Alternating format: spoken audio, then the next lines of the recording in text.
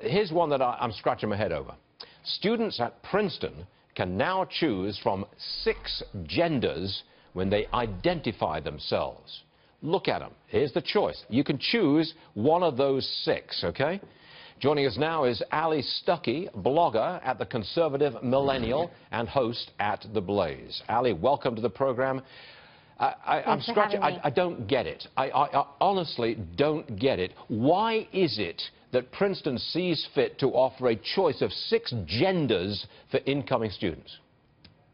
Well, this is the same college who released a gender inclusivity language guide that warned their students against using words like forefather or husband and wife.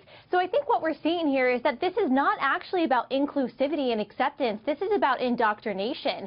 Colleges are supposed to be beacons of critical thinking and productive dialogue, but things like this actually shut conversation down. Yes. Because what it implies is that if you don't believe in non-binary gender non-conformity, then you're a bigot and you're wrong. We should be having scientific, cultural discussions, compassionate discussions about gender dysphoria, but we're not. We're accepting it as reality when it isn't reality. So, I'm really totally confused. I would have thought that the sexuality of young people is a tricky area, and you don't want to be messing with it. It's a very sensitive age. Don't mess with it. And yet this does exactly that.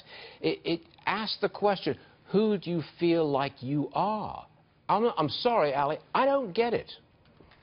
You're absolutely right, and you bring up a really good point that sexual identity has become almost the center of who you are as a person, or at least the left has pushed that idea that you are defined by your sexuality, whether it's sexual orientation or how you identify gender-wise. And I think that's why we're having such a difficult time actually discussing this, because this has no longer become a discussion of science or the cultural implications of gender dysphoria. It's become a discussion of emotions, how you feel. This should not be a primarily emotional identity conversation. We should be able to remove ourselves from that and actually have a discussion about the implications this has on society. You're right. If you don't agree with this, you're a bigot. You're out of it. And that shuts down the conversation. Yes. You're right on that one, Allie. Dead right. Now,